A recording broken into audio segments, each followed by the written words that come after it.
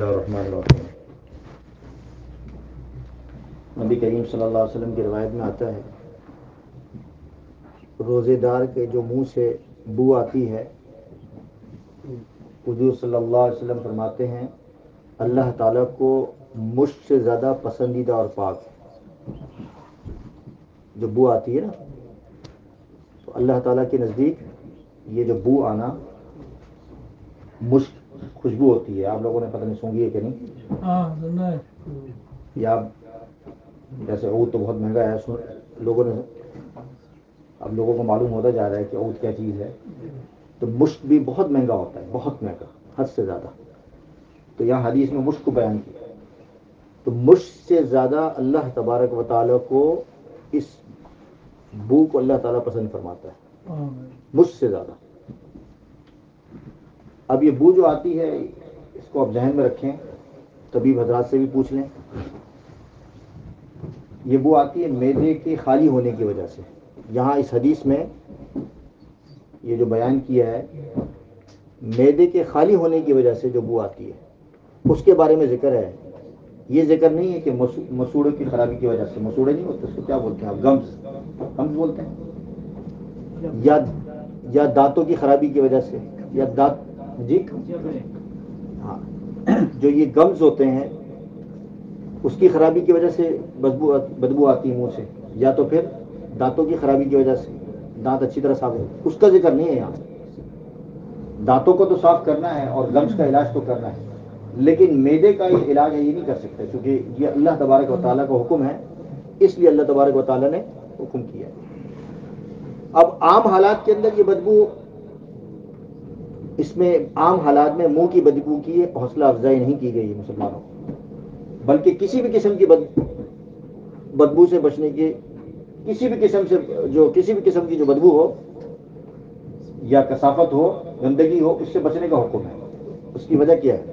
اس کی وجہ یہ ہے کہ آپ تو اس سے متاثر ہو ہی رہے ہیں، خود تو آپ اس بیماری میں مبتلا ہیں، لیکن اور لوگوں کو بھی تکلیف دے رہے ہیں، اور لوگوں کو، یعنی فرشتے آپ کے ساتھ نماز کے اندر شریک ہیں، اور جو مسلمان آپ کے ساتھ شریک ہیں وہ ہیں، اس کے علاوہ اور لوگ شریک ہیں۔ تو اس کے علاوہ حوصلہ افزائی نہیں کی گئی ہے کہ آپ جو ہے وہ ہر وقت جو ہے وہ بدبو میں رہیں، منہ آپ کا خراب رہے، منہ گندا رہے، منہ صاف نہ کریں۔ تو اس کو کتابوں میں جو لکھا ہے، علماء نے جو بیان فرمایا ہے کہ اگر کوئی متاثر ہو رہا ہے آپ کی اس گندگی سے تو یہ گناہ کبیرہ ہے۔ آپ کی اس گندگی سے، آپ کی جسم کی گندگی سے، آپ کے عمل سے، آپ کے فعل سے اگر کسی کو تکلیف ہو رہی ہے گندگی کے اعتبار سے تو یہ گناہ کبیرہ ہے، اور رمضان میں گناہ کبیرہ ہو رہا ہے۔ مثال کے طور پر ایک شخص آتا ہے، کام سے آتا ہے، تو اس کو اتنا سینس ہونا چاہیے کہ میرے موزے جو ہے کیا ہے، میرے موزوں سے بدبو ہوتی ہے، یا جو کام مثال کے طور پہ کام سے نہیں بھی آتے، ویسے بھی عام حالات کے اندر ایک دن دو دن جو جوتے پہنتے ہیں تو اس کو دیکھ لینا چاہیے کہ بھائی میں یہ جوتے پہن رہا ہوں، شوز پہن رہا ہوں، اس میں کوئی بدبو تو نہیں ہے۔ بعض اوقات لوگ کام سے آتے ہیں، کھانا پکا کے گھر سے آتے ہیں اور میرے قریب آتے ہیں، تو میں ان کو کہتا آج دال پکی ہوئی گھر پہ، کہتے ہیں آپ کو کیسے پتا چلا؟ پھر ایک شخص آیا کہ بریانی پکڑی، مولوی صاحب کو تو بڑا معلوم ہے کہ بریانی پکڑی ہے، دال پکا ہوا ہے۔ میں کہا ایسی بات نہیں ہے، آپ کے جیکٹ سے، آپ کے کپڑوں سے ماشاءاللہ ایسی خوشبو آ رہی ہے کہ اس سے صاف صاف واضح طور پر پتہ چل رہا ہے کہ اس شخص کے گھر کے اندر ماشاءاللہ نہاری پکی ہوئی ہے یا پائے پکے ہوئے ہیں۔ تو یہ چیز اچھی نہیں ہے، یہ تکلیف دہ ہے۔ اور نبی کریم صلی اللہ علیہ وسلم کی روایت کے اندر آتا ہے کہ جو شخص مسجدوں میں آئے پیاز کھا کر آئے تو اس کے بارے میں کیا ہے، نبی کریم لہسن کھا کے آئے تو اس کو ہماری مسجد بناؤ، ترمذی شریف کی روایت ہے، یعنی مسجدوں میں آنے سے روک دیا گیا۔ یعنی کسی کو کسی بھی صورت کے اندر تکلیف دینا یہ جائز ہی نہیں ہے، کسی صورت کے اندر۔ میں آپ کو ایک بات اور بتاؤں، بعض لوگ جہاز میں نماز پڑھتے ہیں، یہ بھی آپ سن لیں، جہاز میں نماز پڑھنا، جہاز میں نماز ایک زمانے کے اندر جہاز میں اگلی جو سیٹ کی جو جگہ ہوتی تھی تھوڑی سی زیادہ ہوتی تھی، وہاں اجازت ہوتی تھی، حاجی صاحب کو یاد ہے کہ بھئی وہاں جا کے نماز پڑھ لو۔ آج کل ہر جہاز میں یہ اجازت نہیں ہوتی، بلکہ تمام جہازوں میں سوائے سعودی ایئر لائن کے نماز پڑھنے کی اجازت. پہلے کوئی بھی جہاز آدمی پڑھ لیتے تھے اور آرام سے آدمی جا کے 2 آدمی نماز مصلی بچھائے اور 2 آدمی 3 آدمی آرام سے نماز پڑھ لیتے تھے کونے کے اندر, بالکل جہاں وہ ایگزٹ ہوتا ہے, ایمرجنسی ایگزٹ وہاں. لیکن کیا کیا ہمارے مسلمانوں نے, ماشاءاللہ مسلمانوں نے وہاں مسجد کی جو جماعت ہوتی ہے وہ جماعت کرنا شروع کر دی. تو اس میں جہاز آپ نے خریدا تو نہیں بھائی, جہاز میں دوسرے جو غیر مذہب کے جو لوگ ہیں وہ لوگ بھی بیٹھے ہیں, تو ان کو آنا ہے, ٹوائلٹ جانا ہے, بچے ہیں. اب آپ جماعت ہو رہی ہے لمبی, ماشاءاللہ رات بھی اتنی لمبی ہو رہی ہے کہ جیسے کہ اب تہجد آپ نے شروع کر دی ہے. یہ گناہ کبیرہ ہے. میں کہہ رہا ہوں یہ گناہ کبیرہ ہے کہ آپ موقع نہیں ہے اور آپ وہاں ماشاءاللہ نماز پڑھ رہے ہیں, جماعت پڑھ رہے ہیں اور لمبی لمبی رکعتیں پڑھ رہے ہیں. اور تو اور وضو ایسا لگتا ہے, وضو جب آپ ٹوائلٹ جاتے ہیں وضو کرنے کے لیے جب جاتے ہیں تو ایسا لگتا ہے کہ یہاں تو ماشاءاللہ حوض بنا ہوا ہے. حوض جانتے ہیں جو ہمارے بنگلہ دیش, انڈیا کے اندر, پاکستان کے اندر جو حوض جو ہوتا ہے بہت بڑا وضو کرنے کے لیے جگہ ہوتی ہے, تالاب. تو اتنا پانی نیچے. اب میرے جیسا آدمی جائے گا تو مجھے تو ایسا محسوس ہوگا یہ پیشاب ہے, مجھے تو نہیں پتا کہ آپ نے وضو کیا ہے یا پیشاب کے قطرے ہیں کیا ہے. تو میرا تو دل نہیں چاہے گا کہ میں وہاں وضو بھی کروں, وہاں ٹوائلٹ یوز کروں. اور حیران کن بات ہے کہ ہمارے یہاں کی جو ٹوائلٹ ہیں وہ ماشاءاللہ آپ دیکھیں کتنے گندے ہوتے ہیں, اور ان کے یہاں کی جو ٹوائلٹس ہوتے ہیں, واش روم ہوتے ہیں, کتنے صاف ہوتے ہیں. میں بھی افریقہ گیا تو افریقہ کے جو ٹوائلٹس ہیں آپ دور کسی گاؤں کے اندر کونے سے بھی آپ اتنے صاف. میں تو اس ارادے سے کیا کہ شاید مشکل ہوگا, لیکن الحمدللہ اتنا صاف کہ آدمی آرام سے وضو بھی کر سکتا ہے, ٹوائلٹ بھی جا سکتا ہے اور آرام سے پھر نماز بھی پڑھ سکتا ہے. تو یہ آپ جہاز کے اندر یہ جو عمل کر رہے ہیں یہ گناہ کبیرہ ہے. اس سے بہتر ہے کہ آپ آدمی وہاں بیٹھ جائے اور اپنی منزل پر پہنچ کر نماز پڑھ لے اطمینان کے ساتھ. یہ گندگی اور کثافت تو نہ دے, کسی کو تکلیف تو نہ دے. اور پھر اللہ معاف فرمائے, ہم جس زمانے میں پڑھتے تھے مدرسوں میں تو پتہ نہیں, اللہ معاف فرمائے, میں تو کبھی زندگی میں اپنے مدرسے کے ٹوائلٹ میں نہیں گیا تھا. ہمارے بزرگوں کے ہاں ایسا ہے کہ کسی کے گھر میں یا مدرسے میں جانا تو سب سے پہلے ٹوائلٹ دیکھو اور ان کا کچن دیکھو صاف ہے کہ نہیں, اسی سے پتہ چل جائے گا کہ بندہ کتنا صاف ہے. واللہ میں شروع میں جب بچپن کے اندر پہلی دوسری دفعہ تیسری دفعہ ٹوائلٹ گیا تو اوپر ماشاءاللہ ایسا سجا ہوا تھا. اور تو اور مطلب ہمارے ہاں یہ ایک زمانے میں آپ کو پتا ہے کہ اس زمانے میں جو مسجدوں کے اندر وہ استعمال ہوتے تھے ڈھیلے,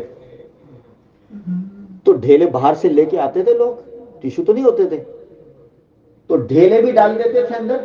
یعنی مطلب اتنی بھی زحمت نہیں کہ وہ جام ہو رہا ہے, مسجد کے جو ٹوائلٹس ہیں وہ جام ہو رہے ہیں اور اوپر فضلہ ماشاءاللہ آپ نے سجا کے ایسا چھوڑ دیا تاکہ دوسرے آئے اور وہ دیکھیں کہ میں نے کیا کام کیا ہے.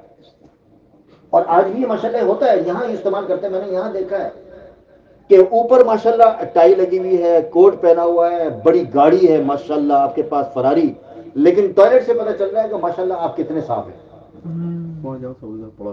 سب اوپر پڑا رہتا ہے, قطرے پڑے رہتے ہیں.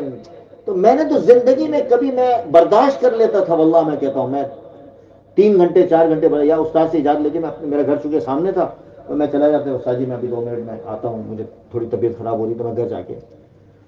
تو یہ ہمارا یہاں جتنے بھی ملکوں کی جو ٹوائلٹس ہیں, ایئرپورٹ سے ٹوائلٹ ہیں, میں نے کبھی گندے نہیں دیکھے.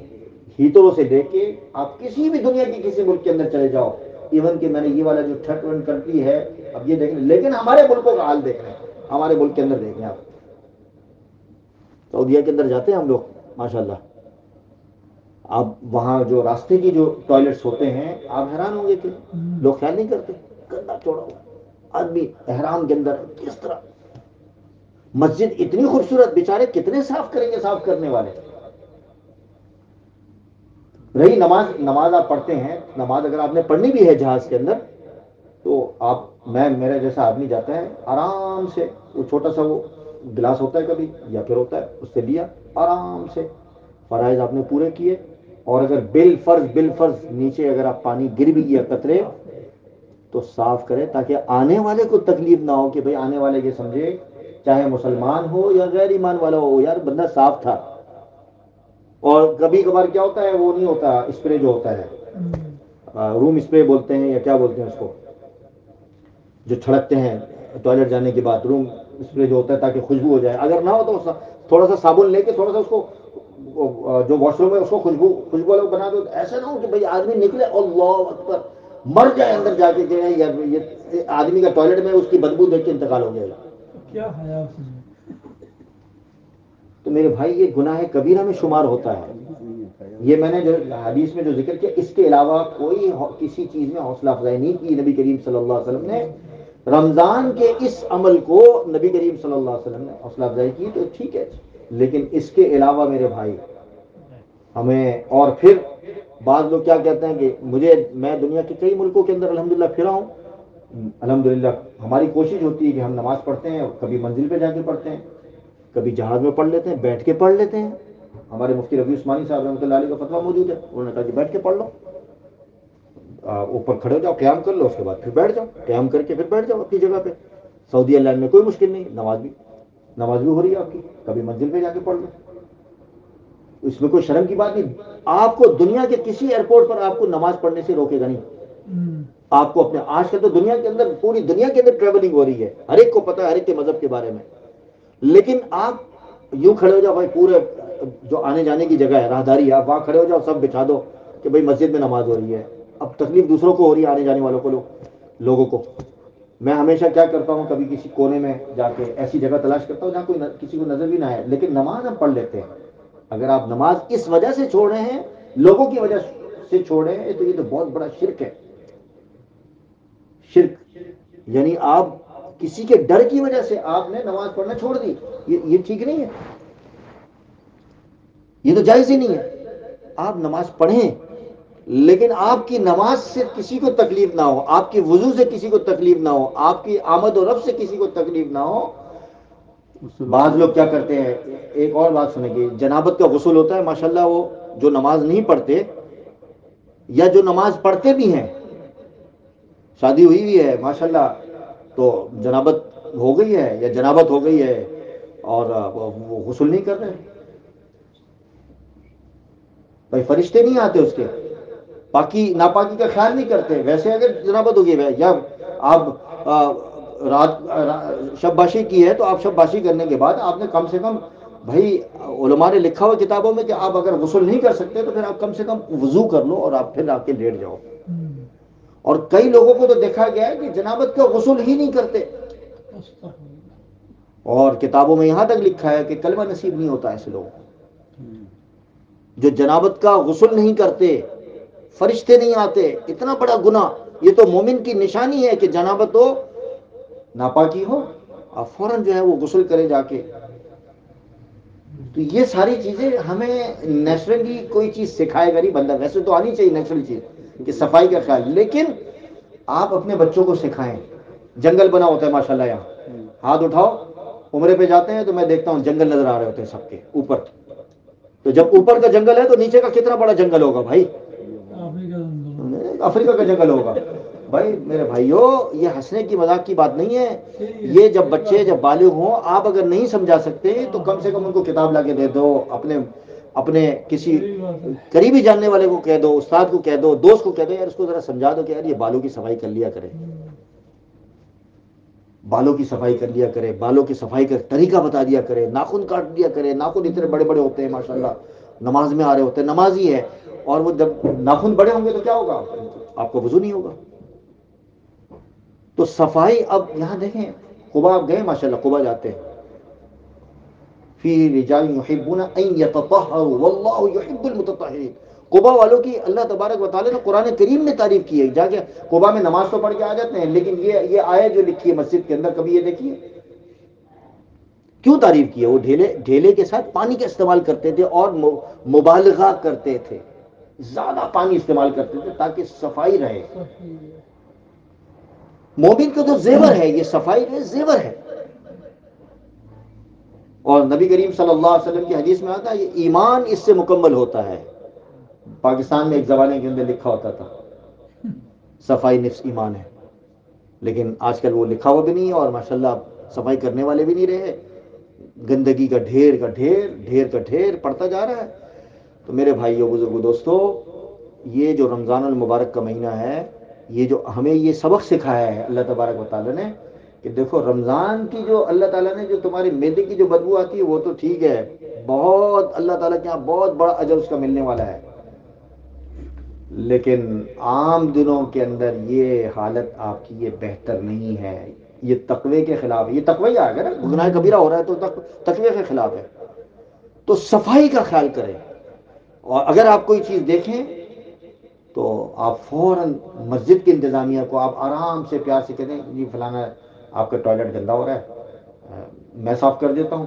ہمارے بزرگ حاجی عبد الوہاب صاحب رحمۃ اللہ علیہ ٹرائیونٹ کے، وہ ہمارے، اور حضرت بنوری رحمۃ اللہ علیہ، ان کے بارے میں تو مشہور ہے کہ رات کو 3 بجے طلباء کی ٹوائلٹ جو ہے، اور ریون کے اندر جو جماعتیں آتی تھی ان کی ٹوائلٹ منہ میں ٹاٹا باندھ کے منہ کو بند کر کے تاکہ نظر نہ آئے، اور وہ جا کے صفائی کرتے تھے۔ انسان کا تکبر ختم ہوتا ہے، اس پہ اجر ملتا ہے، ثواب ملتا ہے، لیکن بھائی آپ دوسروں سے تو صفائی نہ کروائیں، خود صاف کر لیا کریں۔ اب جب آپ فارغ ہوئیں گھر کے اندر بھی، اگر کوئی مہمان آ رہا ہے تو مہمان آ رہا ہے تو اس دن صفائی ہو رہی ہے، لیکن مہمان نہیں ہے تو ویسے گندا کا گندا، اوپر چھینٹے ایسا بڑم بڑم ایسا مارا ہوا ہے ہر جگہ کہ آدمی آئے گا۔ یہاں بھی ہوتا ہے، ہمارے یہاں ہر جگہ ہی ہوتا ہے۔ بھائی چپل ایسے اتارتے ہیں کہ اوپر ایک اللہ اکبر، اللہ اکبر، اللہ تعالی ہم سب کو صفائی پسند فرمائے۔ دعا فرمائے، اللہم صلی علی سیدنا